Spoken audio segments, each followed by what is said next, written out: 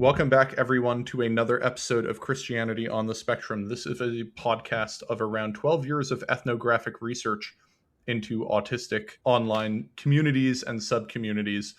This podcast, we like to talk about the various things related to autism, Christianity, and the intersection of both of those. I've done a few episodes in the past talking about different types of guy that I encounter doing this research. I call them phenotypes, or like having a phenotyping system. I also have a clustering system that is different from the phenotyping system. But a lot of people have just been asking me, like, what is going on with these various different types of guy? Most people who know autistic Christians only know a few of them, and so think that the autistic people that they know are the only types of autistic Christians that exist. And so you get people with some weird misperceptions, like they'll meet one of the tradcath LARPers that exists in the autism Christianity sphere and think, oh, that's what autism and Christianity looks like. Or they'll meet the apologetics guy and go like, oh, that's what it must be like. But I'm afraid to inform you, there are many different types of guy that I find in my research. And one of the types of guy that people have been really curious about is the autistic person who actually learns to develop social skills. Is the easiest way to put it. It's more of a complicated phenotype. You typically see it in autistic women, but what it essentially boils down to is a autistic person makes their special interest having good people skills and learning about people, and then they kind of go from there. And so I figured, why not do an episode on this? And to help that, I have brought on, I think, one of the most archetypal examples of that type of guy that I've been able to find throughout my research. So she participated in a long form interview a while back, one of the many thousands of data points in the list. And so I was talking to her and I was like, yeah, let's do a podcast. So without further ado, Sophia, why don't you introduce yourself? Hi, I'm Sophia. I'm Richard Vixen on Twitter, Richard Vixen's World on Substack. I'm autistic and a Christian. I live in Washington, D.C. I'm 29. And yeah, I'm excited to be here. Yeah. So do you know anyone else like you in your sphere, like the autistic woman who decided to make social skills or learning about people their special interest? Or are you sort of the only one? I know one girl in New York, I won't dox any names, who is also autistic and very social and very interested in, we talked before about being very interested in emotion and in other people. In DC, there's a lot of weird people, but people are very social. I think it has a big population of at least nerds who are very social. I don't know that I'm a nerd, but there are a lot of people in DC that I think maybe would come off as introverted and instead are constantly at parties, etc. So in that sense, there's a lot of people here who are maybe don't fit a traditional molding. Yeah. I find these it's a very small percentage of the autistic population, but every single time that I found them, they meet a certain profile. It's a profile that I think you fit pretty closely. So they're overwhelmingly women. So these types of people, overwhelmingly women, they are overwhelmingly humanities coded. The joke between shape rotators and word cells.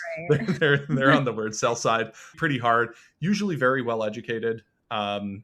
Depends on which one you talk to, but they usually have at least a bachelor's, but sometimes a graduate degree, usually from a pretty prestigious university in most of these cases. I don't know, I haven't met enough of them to fully develop the profile, but what it seems like is at some point in their life, they just became really interested in people and really interested in social skills. And usually that started not as early as it would have benefited them to start. And then they basically start to learn it and figure it out. Usually by their mid-20s is when they start to get the ball rolling, and then it goes from there.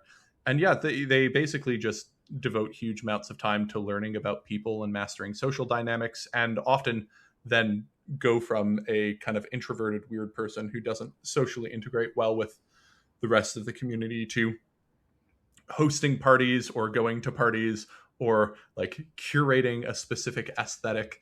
And I find it all very interesting. My favorite blog post style is one of these types of people writing about their observations, mostly because it feels like they're just like watching everyone around them, like Jane Goodall watching the apes, except it's their peers. And then they just write about it on Substack.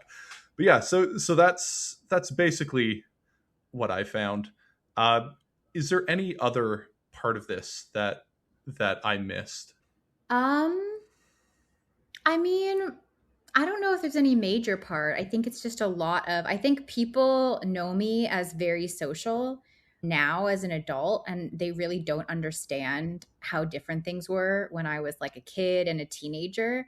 And the other thing that I think people don't always think about where is like how many social skills or social protocol or just social things are intuitive to them, and that they're sort of moving about and connecting with others and integrating into various contexts in a way that like isn't necessarily done through sort of a conscious evaluation of like rules and protocol and reminders.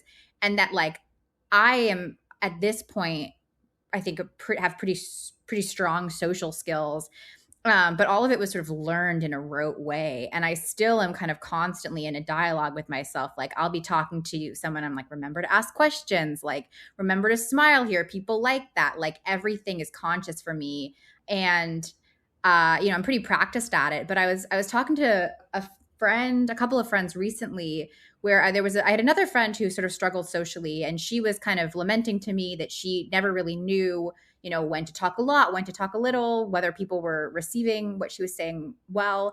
And I like laid out all of these sort of rules that I have and like different things to like factor in when you're deciding how to behave in like a particular context. And I repeated this to two neurotypical friends of mine, and they were like, you know what, I don't think I ever even thought of that consciously. And I was like, I know, so Yeah. Yeah. So I managed to do that for myself. I joined the army and then joined the army as an army officer and realized that a huge portion of your life as an army officer has nothing to do with planning and doing army stuff, but has everything to do with socializing and coming off as a trustworthy person. And I was very bad at that. And so, yeah, I spent an enormous amount of time doing that. A lot of people meet me, and when I tell them I'm autistic, they go, are you actually autistic though?" And I have to explain to them that like if you met me when I was 12, this would not be a question that you ask yourself. Like I was sort of archetypal, but the way I figured it out was I had an older brother who's neurotypical and very socially skilled. And I realized I was not, and I kept screwing up, and I didn't know why. And I just decided I'm going to copy everything that he does. And I'm just going to have this little loop in my head. It's like, okay, what would my brother do in this situation? And I'm going to try to do that thing. And eventually through that, I just gathered enough data that I was able to be like, okay, these are the types of things that generally work. These are the types of things that generally don't work. And then by the time that I got to the military at age 18, I was able to sort of operationalize that and contextualize it to something that sounds a lot like what you've described. So I have a bunch of interrupt subroutines that I run in my head that go like, okay, you've been talking to this person for X number of minutes. Have you asked them a question about themselves? How Mhm. much have you been talking about topic X? Is it beyond X number of minutes? And is that appropriate in this situation? And if it's not, change the topic to something else. And so the way I developed that skill was trial and error, mimicking my brother and then just seeing what worked and what didn't. How did you develop these rules? Like Yeah, what was the that's process of learning? so I remember like high school being a time where I was like, it was very clear to me that other people were operating in some unspoken dialogue that I was not, the wavelength was like not reaching me. And so I remember like observing people just a lot, like trying to like literally just like see if I could notice any kind of patterns in behavior that like I wasn't sort of innately picking up on, and was it was causing me to fail socially. Because like in elementary school and middle school, I was like bullied really bad the entire time. And it wasn't for like, a specific reason where they were like, we hate your clothes or like your nose is ugly or something. It was like just something constitutionally about me that they did not Bad like. vibes. And I had bad vibes to them, I guess. And I was very vulnerable in that, they were kind of, it was very clear to me that there was nothing I could do or say to get them to stop. I had sort of no social currency. And so I became aware of like social power dynamics at a very young age because it was clear that these people, for whatever reason, are in a position where like there's nothing I could say back. There's nothing I could do to get them to stop. And they're clearly not wanting to willfully. And so I think like observation of power dynamics, observation of group formation. I've actually been very interested into like why groups form the way they do since like preschool. Like some of my earliest memories are like wandering around my preschool, and I was very interested in gender, and I was like trying to understand why the boys and the girls self-segregated into different activities and I was aware that I was like ostensibly part of one group, although I wasn't really drawn to the stereotypical activities that girls were typically drawn to. I also wasn't drawn to like the boy activities. I was like very interested in like anything gender neutral. I didn't really want to be sorted, but I was very interested in like why the sorting took place. And so I watched a lot of Big Brother, great show about social dynamics within a closed system. I love anything where there's like a closed set of data. So like a conference, a movie about a conference, summer camp, anything where all of the elements towards a social dynamic are fixed and you can sort of observe them without sort of like stray like unknowns where it's like, oh, what's this person doing, with their other friends when they go home. My favorite show is The Office because they're almost always in that office. And I watched a lot of TV. I remember I would watch like How I Met Your Mother and like take notes in my head. I was always watching TV and trying to learn. But honestly, like it's a little bit of a blur. College, I think, was the first time where I got to actually experiment. I was actually, because in high school, I was completely like ostracized. I was never invited to a party. I was never on a date. So in college, I like really, really tried to like integrate and like, yeah, see what worked and what didn't. But I was very far behind the curve. So even then I was struggling a lot. And I think I would say like early adulthood after college, I found to be much more successful. I was also like, I moved to DC after college and I was in an environment where the people were kind of like weirder.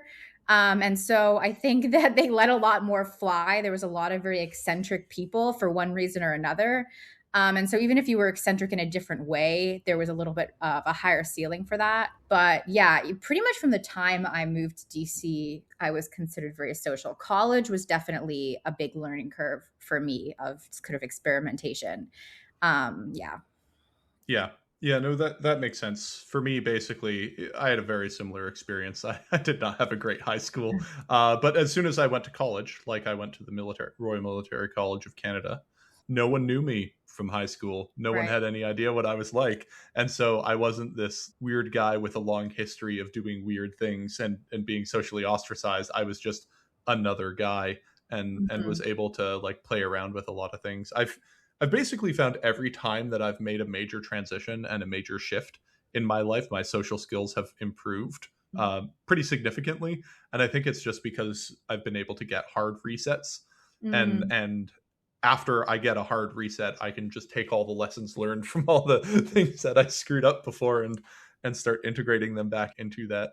You were so you talked about like learning the rules and stuff like that. Was it mostly from just observation, or did you have any sort of like systematic process where you tried to figure them out? No, I'm a really disorganized person. I don't do anything systemically. Fair enough. But I sort of at a certain point became apparent like, oh, people at parties don't want to be in one conversation too long. I love one-on-one conversations. So I love extending, like latching onto one person and talking forever. But at a certain point I was like, oh, people, and I've always been very attuned to emotions. I've always been like, I've never had a difficulty sort of understanding the emotions of others. That's one thing I don't really struggle with. It's more like social integrating like socially and how do I relate with this person. So, you can start forcing yourself to notice when somebody's eyes are darting around the room, or also what are other people at this party doing. Oh, well, people at this party seem to be moving about quite fluidly. And so, I should seek to be throwing the ball back to the other person and giving them various outs so that if they want to move on and talk to another person at the party, they can. I think with each individual sort of social rule, I would derive data from it independently. I never sort of wrote anything down or, it was all just sort of happening at once. Yeah, that makes sense. Yeah, so a lot of autistic women tell me they like, so you mentioned Big Brother, you Yeah. mentioned The Office. Other ones that I've heard a lot, Girls is a big one. I don't know if I've that never one seen was for you. I've never seen Oh, Girls. I like Sex in the oh. City. Yeah, Sex in the City is another one. Basically, also lots of dating shows to learn dating dynamics is another really big one, where you can sort of see people fail and then Yeah. analyze why they failed. But those are the ones that helped. Did you find ones that didn't help or ones that backfired? I wish I had not watched I wish I had not had access to How I Met Your Mother, because that show was all about dating strategy and they were all like awful and I didn't really understand that when I was watching it. So I remember there was an episode that scarred me where Ted, who I thought was like super hot for some reason at the time, was like, "Oh, I liked this girl so much, but she didn't do the check dance." And they were like, "What's the check dance?" And Ted was like, "I was gonna pay, but she didn't reach for the check." And this like struck fear into my heart that like I would be disqualified for the same. And so at my early adulthood, I would always like reach for the check on a first date, to do my due diligence so that I wouldn't be. And no, this is preposterous. When that check arrives, I'm not looking at it. Barney was like this borderline, this not borderline. Barney was this like sexual predator who was like written off as goofy. Editing John here, but do you know who isn't a sexual predator that's written off as goofy? That's right, the Against Malaria Foundation, for whom this podcast is running a fundraiser. If you like or appreciate any of the work that I've done with this podcast, please consider donating.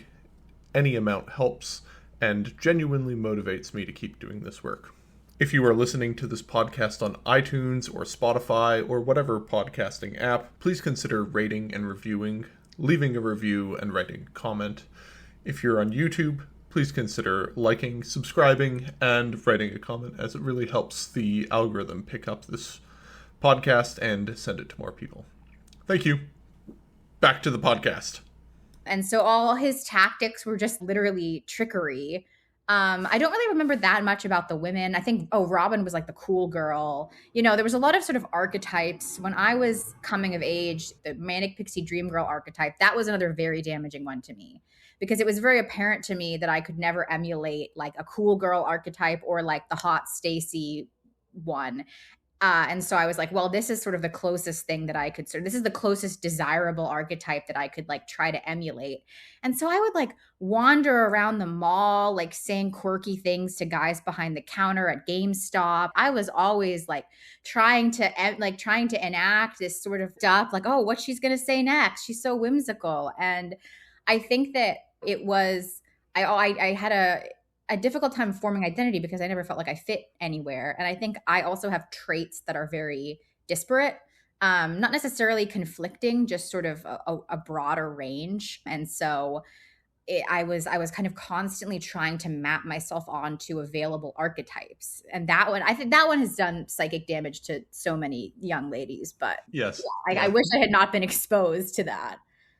Yeah, that's a common trap, especially for autistic women, for basically the exact reason that you explained. Also, just like I don't think the archetype is a particularly helpful one for autistic men either, because they go looking for a manic pixie dream girl because they're like, oh, that's the sort of achievable quirky girl that I could go for, and then those don't actually exist in real life, Right. and so you kind of end up screwing yourself over in just in a different way. So yeah, like, how did you eventually find that sense of identity? I still think about my identity most of the day. I still am like running analysis against various archetypes and various like traits and how they fit together and where I, fall on various lines, like constantly, probably to a maladaptive extent. But I think that one thing that I would say that I put this to rest probably younger than most people in a similar situation do, which is, this was actually in your notes, so spoiler, but this kind of idea of finding your people.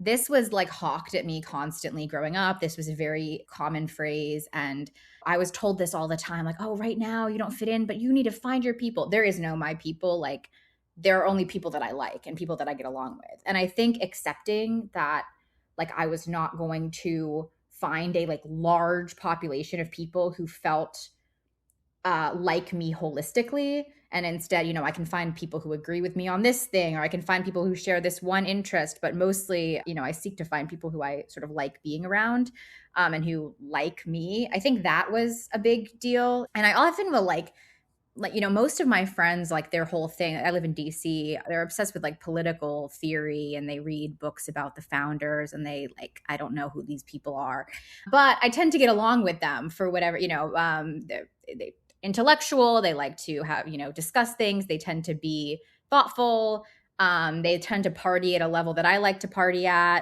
which is like very frequent, but not too hardcore. So I don't necessarily share a lot of their interests, but I tend to, bond with them. I love the Jews. I've always been I was exposed to a lot of Jewish culture growing up. And when I got to DC, most of my friends were Christian. And, but I've been welcomed into this Jewish club because, I appreciate their culture. They appreciate that I appreciate their culture. It's great. So that's one thing, is just sort of like, and I think I stopped also trying to like fit myself into, broader labels, either politically or just sort of in terms of one's constitution. I remember, I was exposed to this sort of trad thing in young adulthood when I got on Twitter, and I would be like, I'm trad now. And then I would feel boxed in by that. And then I'd be like, I'm not trad now, and so I try to free myself from any label that does not feel truly fitting, even when in categories where people feel that, you must be one of the following four things because only four things exist. Like, I'm a registered independent. And so that I think has been big for me, is like not trying to pick one of several options in cases when one of several options doesn't fit.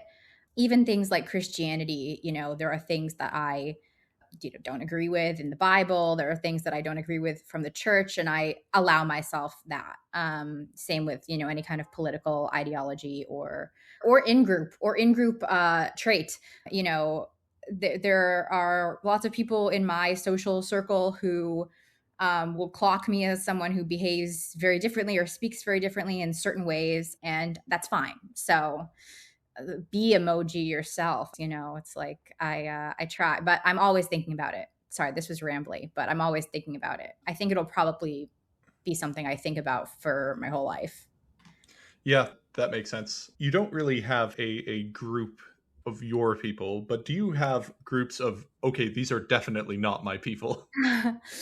I so yes, and that's most people. I love other people who have sort of esoteric like alignments of traits, maybe, people who don't fit neatly into archetypes or political camps, people who are like heterodox in many ways. I tend to get along with other people like that, because there's sort of a shared need to define, and to like establish premises, and to like, oh, there aren't a ton of like shibboleths being passed it back and forth. There is like a genuine need to explain, and I feel that way about myself, and I like learning and I from other people. And then I think that even if the particulars are different, I tend to bond with others who have a lot of very heterodox traits, or maybe sort of bizarre mixes of like lived experiences, whether it's like going from one culture to a very different one. I tend to get along with people who have lived in very different cultural settings or traditions. And so I've been in kind of the same social community my entire adult life. So I don't actually have a ton of data, but I like to be around, like, I like weird people. My mom's always noticed this about me. Like, I like odd things. I like, the unusual and bizarre. And so I'm definitely drawn to that. Yeah, yeah. I found, just like from following you on social media for several years and reading your Substack, you've certainly found a way to like cultivate a certain aesthetic. That I think tends to work quite well for like a specific niche or group. I think a lot about these things in terms of like signaling. So I do this a lot, just like socially, uh, not signaling to people like I don't want to talk to you or I'm not going to work well with you, but more like dropping hints that like Mhm. if you're going to be socializing with me, things are going to get a little weird. Yeah. And so I'm just going to put these things out there so that if you can step over this block, we'll be fine together.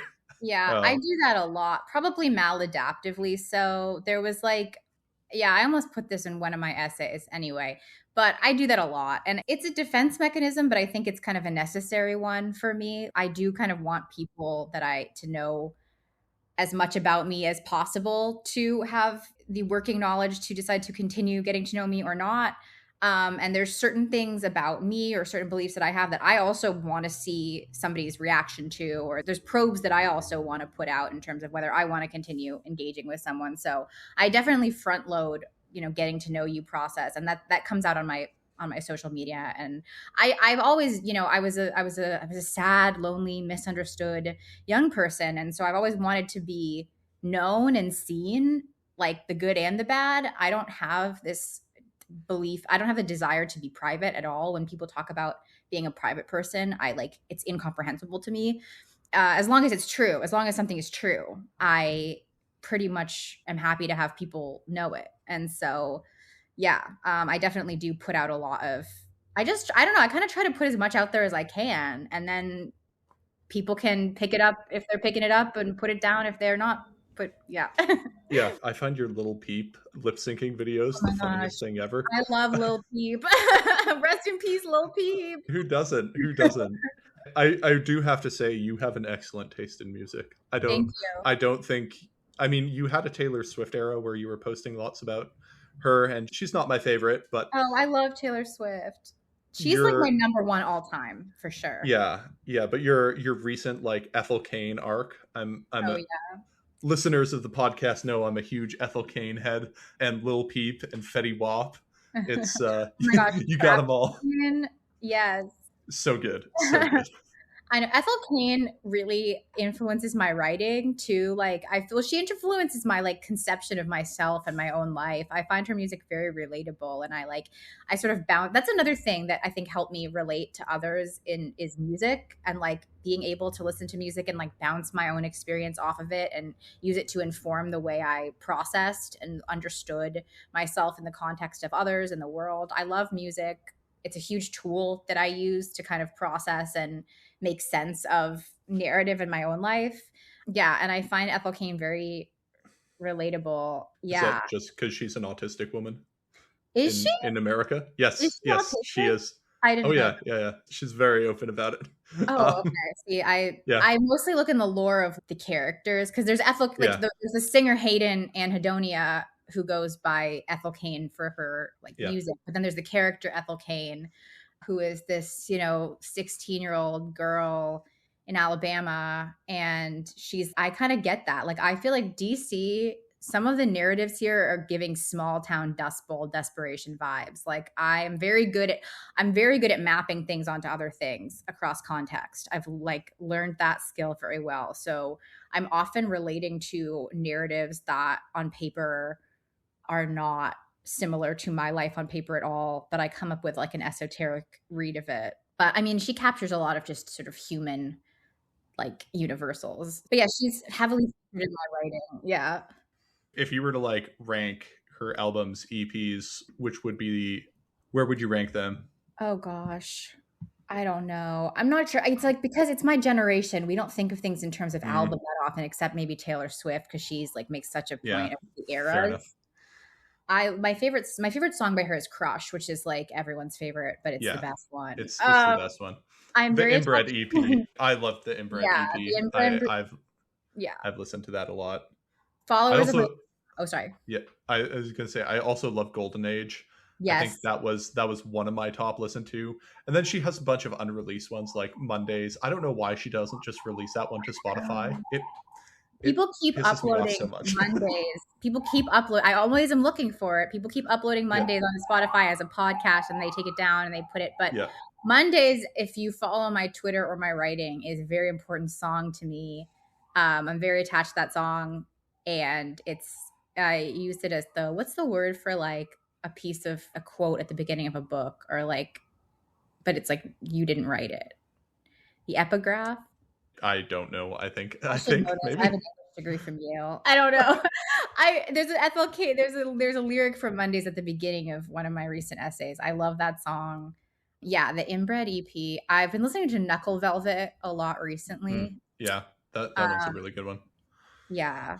So anyway, Yeah, but I love FLK, and yeah, FLK's a weird girl. I she like the is so mix of weird. like femininity and brutality in her music. Her, the themes are very like gruesome and visceral and like cutting, but also there's this sort of like gentleness of this teen girl who is experiencing all of it. I appreciate that. Yeah, yeah. I have found a lot of what she sings about not necessarily relatable, but very interesting. I just talk to a lot of autistic women, Mm-hmm. and she reminds me of a lot of them. And the things she says and the way that she conveys experiences sound so similar to the types of experiences that they convey to me, and the sort of, like you said, the tensions between a delicateness and also just like a brutality, but a brutality mostly coming from the world outside being imposed on them. Mm-hmm. That I think, I don't know, I really like it. And having to sort of negotiate that, especially when it's coming from like close to home. I like that she's not afraid to discuss like really sort of complex relational dynamics in like an honest way, and not necessarily in like a sterilized like preachy way where all the moral like, I Yeah, mean, I think, yeah, like the the good guys aren't always winning. yeah, the good guys are always winning, and like the bad guys aren't always hated by their victims. Like Yeah, strangers, it's so gutting because it's so sad. She's lamenting that her evil cannibalizer is not enjoying eating her. It's awful, and obviously, no one listening is actually like, "Oh, was he so bad?" Of course he was, but it's this like portrayal of a real heartbreaking emotion as opposed to like, I don't know, some kind of girl boss anthem about like that cannibal, like he ain't got nothing on me. I don't know. yeah.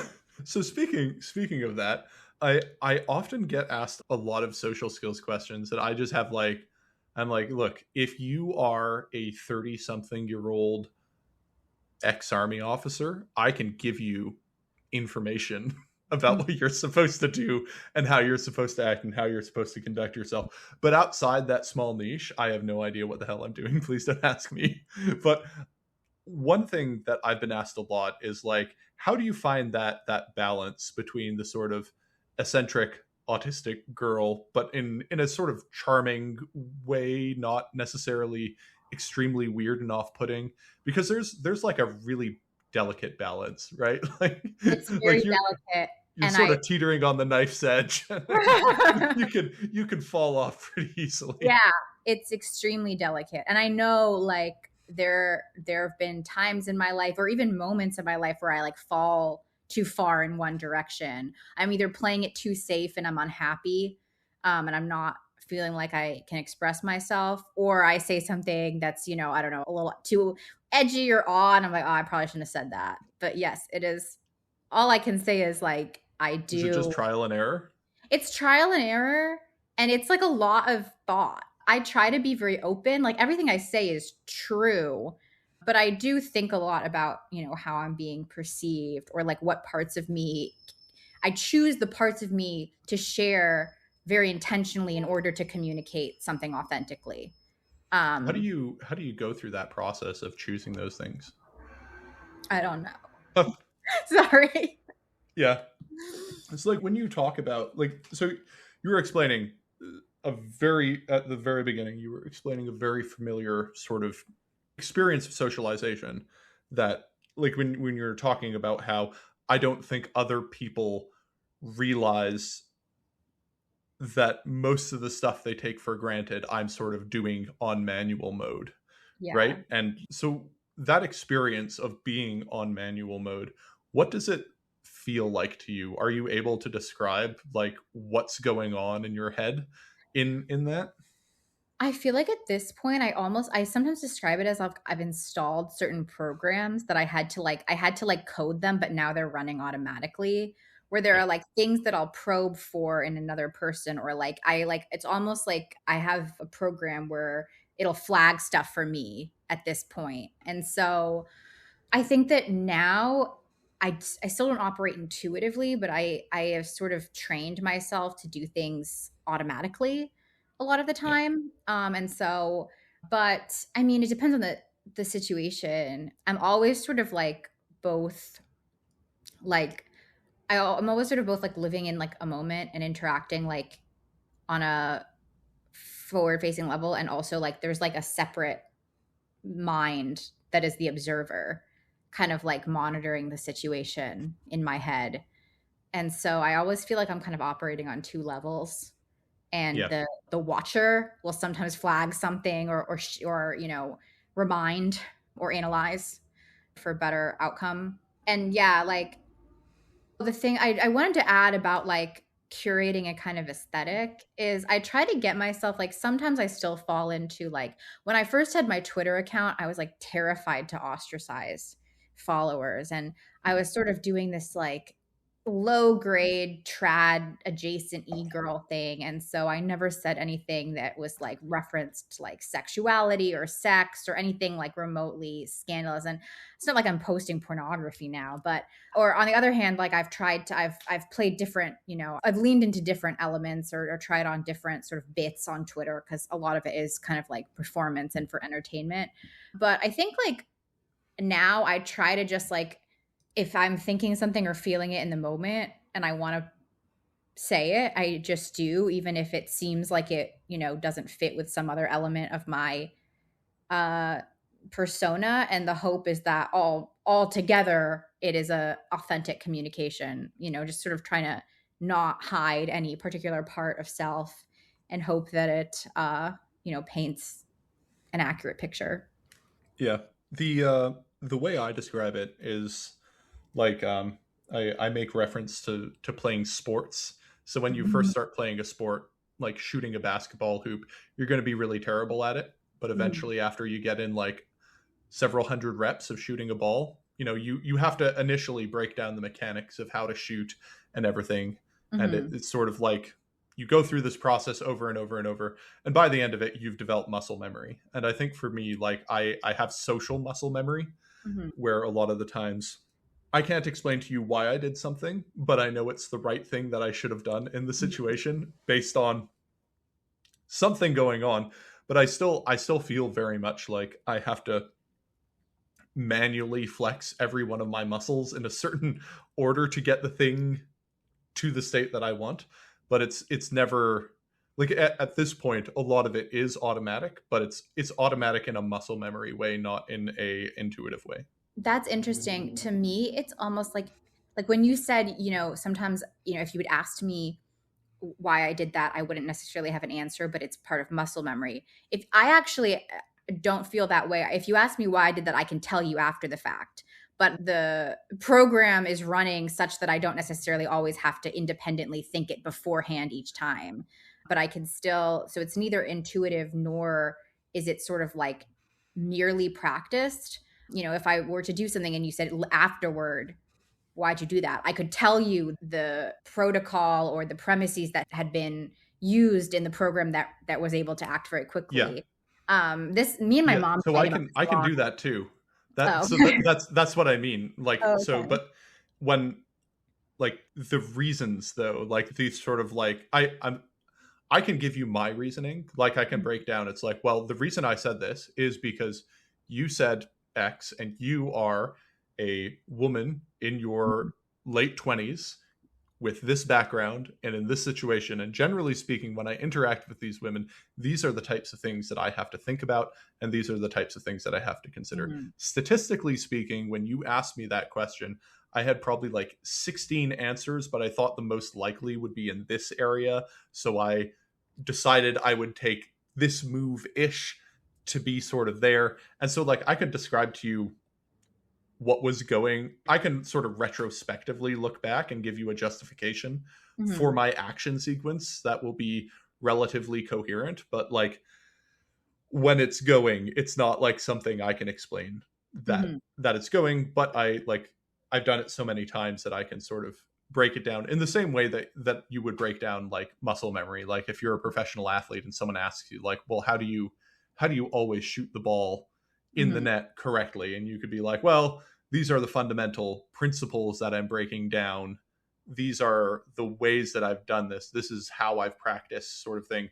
But in the moment, it's like, did I actually think those things Mhm. that went on? Or is this sort of just my own self backwards rationalization of why I think I did what I did? But I'm that's sort of where it is for me. I'm also very sensitive to feedback. Like I sometimes see like tweets or comments like, "Oh, smart people don't think they're smart. Kind people don't think they're kind." I'm like, "You're talking about a different trait that's like humility, or this person's just lying." But like, if you are smart, you get constant feedback throughout your life that you are smart. If you are, what kind of compliments I'm getting? If you're funny, you're getting constant feedback that you are funny. If you are pretty, you are get like that is being fed back to you. If you are ugly, that is being fed back to you. And I think that a lot of people who have just sort of maybe a, sorry, my computer's dying. I think a lot of people who have maybe a more average experience, who never get really, really bad feedback on anything, aren't as sensitive to what is being communicated back to them about the perception of others. And so, one way that I, have, I think, gotten better at socializing is just paying even more attention to that kind of thing, because the data about how you're being received is pretty easily obtainable if you're like interested in cluing into it. And I'm always very interested in like how people describe me, or like the particular things that they say they like about me, or the joke or that they don't like about me, like what specifically. And I might use that. Like I once, I hope he's not listening to this. He's married now. He's not listening. I once went out with this guy like on a couple of dates, and he said something. This was many years ago. I was a young adult, but he said something like, "You're kind of a stone cold bitch." And he meant it sort of as a joke. I wasn't offended in that sense, but I was like, that's odd, because like I'm like the opposite of that in relationships. Like people usually describe me as like very sort of warm and affectionate, and I was like, "Oh, I don't like him. That's why he thinks that. It's because I'm not into him." And so if somebody, like, I'm always sort of probing, if somebody describes me in a way that is very different from my sense of self, like I'm analyzing that. What is it about the way I presented myself to this person that led them to have a different reaction, and etc. So that's another big piece of data that I integrate, which is like, how are people talking about me, and receiving me? Am I getting invited to parties more after acting a little more gregarious than I might be stepping out of my comfort zone, or is that getting me not invited to things?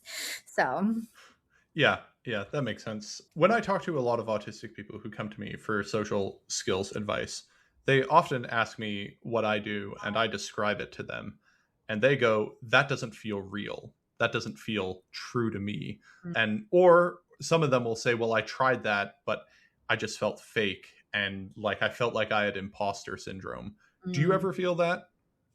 Yeah, I do. I don't, it's like I love people. I've always been very interested in people. I've never been introverted. I've always kind of, this is like an archetype thing. I've always kind of had beef with like the shy girl archetype, because I felt that's what I was supposed to be. If I wasn't going to be popular and well liked and well received, I was supposed to be like, she always has her nose in a book. But that was not me. I've always been loud. I've always wanted to talk. I've always wanted to be on stage. I love performing arts. I always wanted to be social. I just like was failing at it. And so, wait, what was the question? I'm so sorry. I went off on Imposter syndrome? Oh, yes. I don't feel fake in my intentions ever. But I think that, yeah, I do feel that a lot. I feel like, am I showing people the real me? That's a preoccupation of mine. I don't even know if I believe in like I don't believe in like a static self, but at any given point there are things that are true and authentic versus not. But I think I think about that a lot, and I think most people would probably say, well, nobody is 100% like known by everyone, but it bothers me maybe more than most people. And, obviously like when you're out in public, when you're with friends, when you're at a party, when you're at an event, you are wanting to put your best foot forward.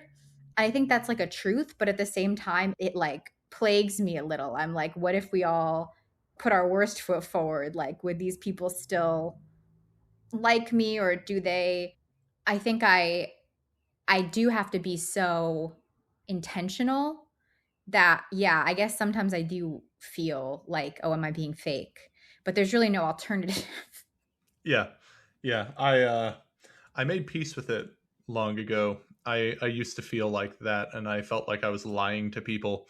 And then I sort of rationalized it by telling myself everything is a performance, and like everything to some extent is fake, especially in the social realm. And the social realm is basically just lots of performance and signaling to each other, and it's all just the way I've sort of learned to cope with it is to treat it like it's all just a game. It's a Mm. game with stakes, right? Like where it does matter if you perform well or not in the game, but at the end of the day that's what it is, and everyone is putting it on to some extent. And so to not put it on when everyone else is putting it on is sort of just to accept like limitations, self-imposed limitations that no one else is abiding by. And so like, is that the fairest thing for me? See, when you say that, it sounds very eminently reasonable. And then, like, when I'm alone, like in my room, I'm like, oh no, like, I have like terminal weird person syndrome. And so I'm like, no, everyone else is normal. And like, this is just how they are. And I'm the only one who's sort of trying here, which maybe isn't true. But I do feel like when there's someone who I feel like I can be a little less, I don't want to say performative, but who it's like sort of easier to engage with without having to think about it. I covet that a lot. Yeah, yeah, that's yeah, so similar experience. I just like, it's nice to not have to perform. I find performance exhausting. And so that leads to my next question, like how do you not, do you get exhausted from this, or have you found a way to like cope with it? Because going to parties constantly and Okay, I'm being not in that groups for popular. I me. think maybe we're overestimating how popular I Okay. am. To me, it's like how people who really, really love their jobs like talk about it, where it's like it is exhausting, but I'm like driven towards it in this really extreme and immutable way.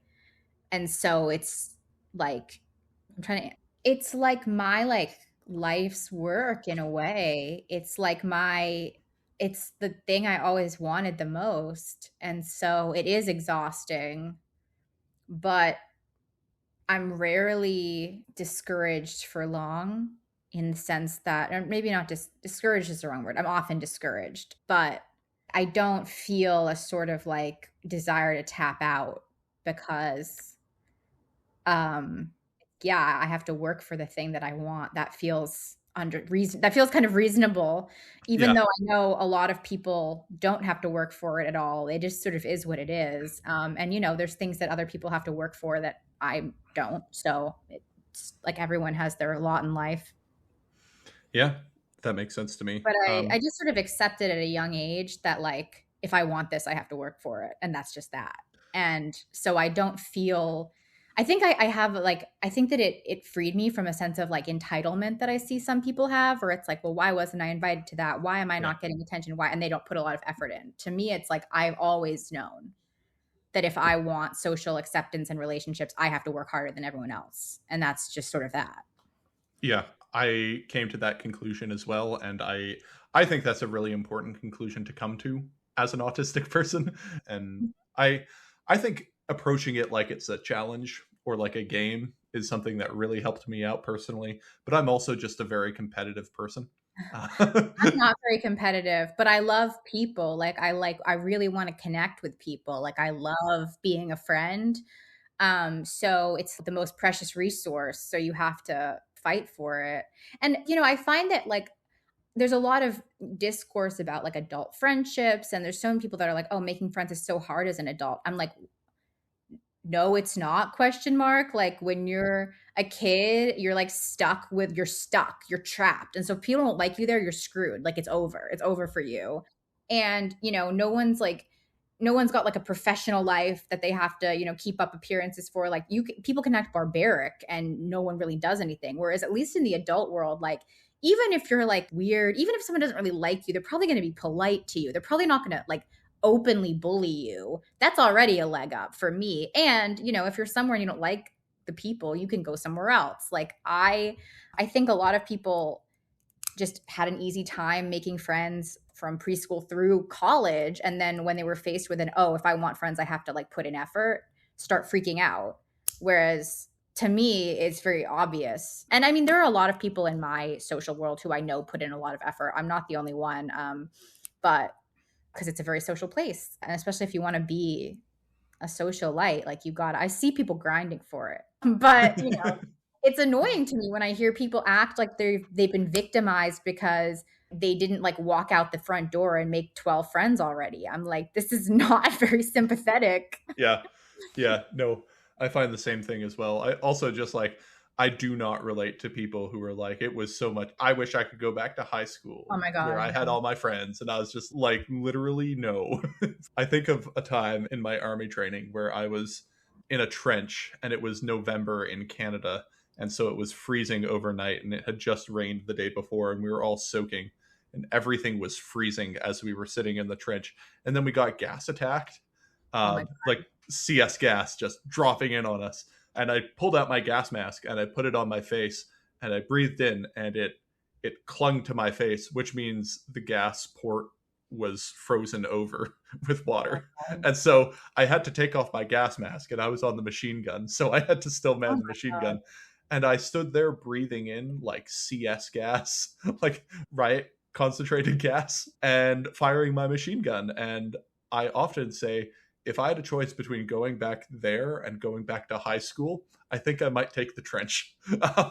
When people were bitching during COVID, and obviously, like, I am obviously very sympathetic to people who lost a loved one or died themselves or like were immunocompromised. But when like the normies started pulling their hair out because they couldn't go to Chili's with their friends on the weekend, I was like, give me a break. I was like, I've trained my whole life for this. This was nothing. Yeah. I was more, by the time COVID hit, I had been in DC for like I graduated in 2019, and so I had been in the world for a while, and I still had friends from college. I did make some great friends in college, and like I had so many people to talk to. Like I had all my internet friends, I had all my college friends I could call up on the phone. I had, a couple of friends in DC who I still saw. Like even like having one friend that you see regularly. I was like, you people do not understand how bad things can get. Like you can actually be stuck in your house and it's just you and everyone else is out. And you have no friend. You can't call someone up on the phone. Like I think that, yeah, it's not I would 100% go back to quarantine versus like high school. Like the Yeah. situation was so dire. Yeah. I often just see people being like, I wish I could go back to high school, being like, that's like saying you wish you could have gone back to like Vietnam or something. Why would you ever want to do that? I Yeah. wish I could like recreate. I wish I could like fulfill all my unlived high school aspirations in some, manufactured adult setting. I wish I could go back to high school, but be a completely different person. But, I'm always Yeah. like forcing my boyfriends to recreate like prom scenarios. Like, Nice. Um, yeah. So speaking of boyfriends, you have a Substack. It's one of my favorite Substacks. It's just like my favorite genre of writing is autistic woman who's developed social skills by observing people decides to write extensively about the observations of her social life. So I would recommend any podcast listeners check it out. But I just wanted to ask you, like, what made you decide that you were going to start writing and specifically posting the types of things that you post to your Substack? So I have a degree in writing, and so it was something that I didn't do for years for various reasons. I wanted to, and I wasn't able to. And then my friends started their own Substack publication, Secret Ballot, and they commissioned my first essay. They said you should write about this.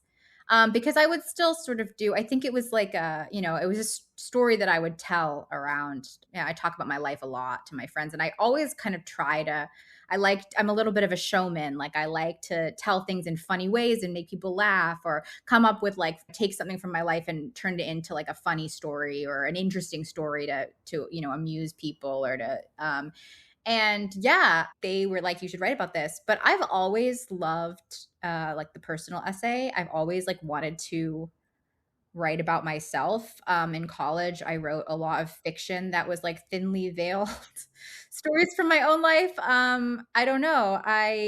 It's like I'm like built different. Like, it's really just something I've always like wanted to do.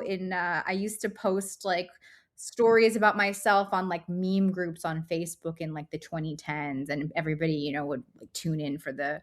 I always like, I don't know. I guess it's like, they say write what you know, and I've always like, it's always been like a big part of the way I move through the world. And I love TV. I love movies. I love plays. I love theater. I love music. I love like narrative in this sort of like creative sense. And so I've always sort of filtered my life through that lens in my own head.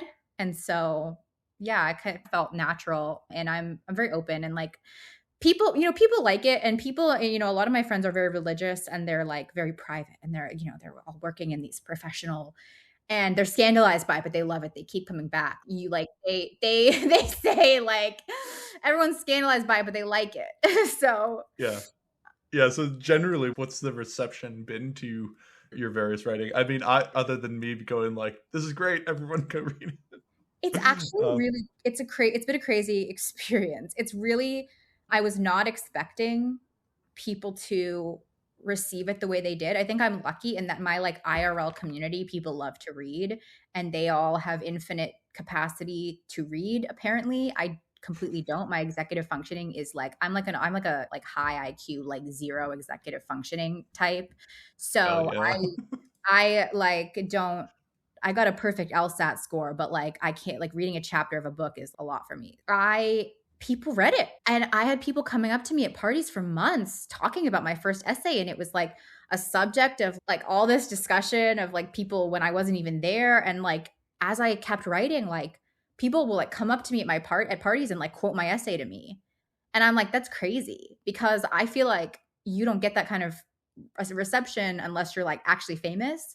And it's because I'm in this sort of little community, and also because I'm writing about like myself and like the community and like other people in it. And so people have like almost a personal stock, I think, in it. And so yeah, people have been very supportive and very positive, and they read it and they like talk to me about it. And it's kind of a lot of pressure, because I'm like, at some point I'll probably write something and like know what people mind and like this one. But there's an element of intrigue, because I'm writing about real stuff, and I try to handle it with care. But it's like, I feel like there's probably people who don't have that happen to them until far later in their career, and it's really just because of this kind of community where we're all kind of in it together. And I think it's this sort of writing is very popular in New York, but like no one else is really doing it in DC, or like it's much less common. And so I think there's a novelty to it that people like, where there's not a lot of creative people, or there's, I mean, I've that's not true. I have friends who are like poets and novelists, but there's less of us. There's less like strictly creative writing here than there are other places. And so any of it, I think people are excited by. But um yeah, like this was a little different. So, but yeah, and I love, like, I wrote one essay just about like a party. I love communities. I'm obsessed with social dynamics and how like in groups and out groups form. I took a psychology class in college that focused largely on like in group formation, and I'm like obsessed with it. And like what makes an in group, and like also like how do individual in groups form their sort of customs and their language and their currency. And I love the more closed the system, the better, as I already said. And so I call it the community. You know, there's this large network of people who kind of see each other all the time, and watching the way, dynamics are formed, and there's sort of exchanges of goods and like values, and how do these people communicate. It's very interesting to me. And so I love like setting up shop in like a community and learning everything about how it functions. And I'm very good at squeezing resources. Like I'm very good at being like, okay, I'm like in this community now, so like how many real friends can I make? Like I'm always trying to, instead of, oh, this person's cool, let me go somewhere else. Like I'm very good at setting up shop in like a dynamic that I can assess and mining it for as much as I can. I've like only ever dated within this community. It's getting kind of bad at this point. Like people like make fun of me.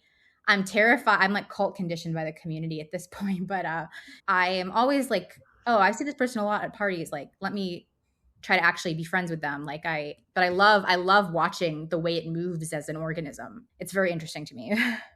Yeah, I now cannot think of there's a meme that pops up every now and again, which is like, why am I seeing this autistic man the same way God sees him? Oh my god, that's I amazing. can't I can't see that meme without thinking of your Substack. And, yeah, another one of your essays that I really enjoyed, and I've recommended to quite a few people now, is A Bad Case of the Sundays. I That's think a low key Ethel Kane reference too, like a little bit. it is. It Yeah.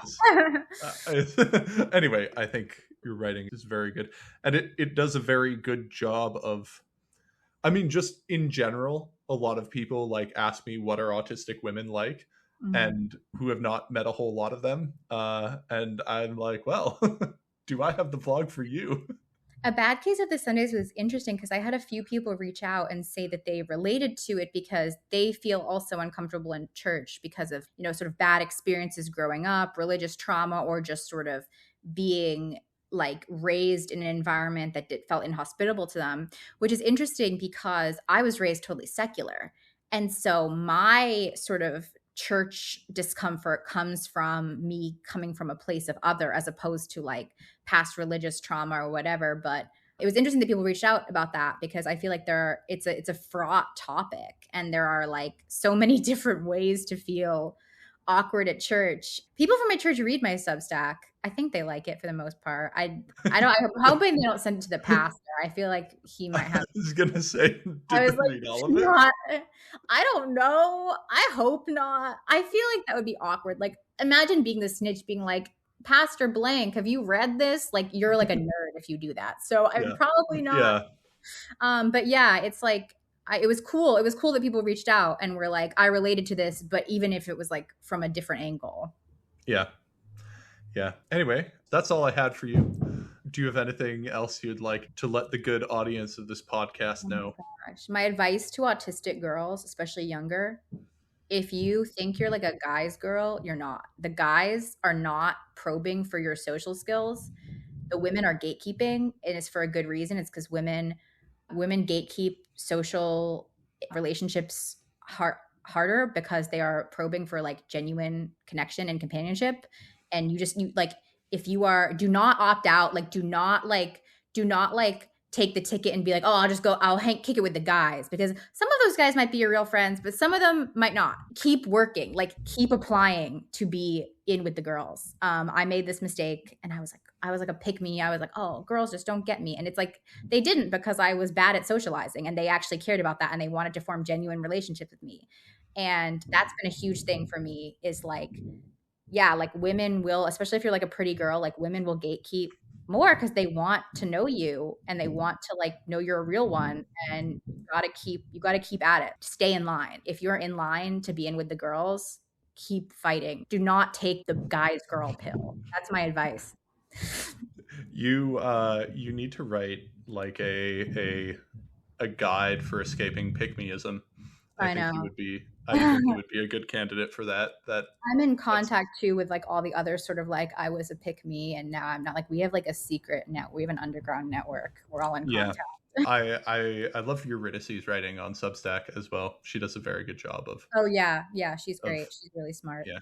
Anyway, yeah. So check out Sophia and her work on it's Richard Vixen's World on Substack. I'll put links in the show notes. And yeah, you could also find her on Twitter, at Richard _Vixen. And then Also, just like why is there like a certain type of girl, autistic girl, who gets fascinated with Richard Nixon? Because he was like an autistic king. Like Richard Nixon, like I get him. Like I'm paranoid too that everyone's talking about me. Like he was he was like kind of emotional, I get it. Like I he was like tortured. He was like misunderstood. He was the first recorded president with male girl autism, is my Yeah. joke. All right. Yeah, Watergate was anti-autism ableism. Yeah. Uh, yeah. Anyway. Poor guy. He just wanted to know what was happening. I get it. Yeah. Exactly. All right. On that note, you can find me at Christianity on Twitter. You can find me at Christianity on bluesky.social. You can email me christianityonthespectrum@gmail.com. You can also find me on Substack, Dispatches from the Autism Wars, where I post many things if you are interested in this type of thing. Anyway, thank you for your time, and I'll see you later.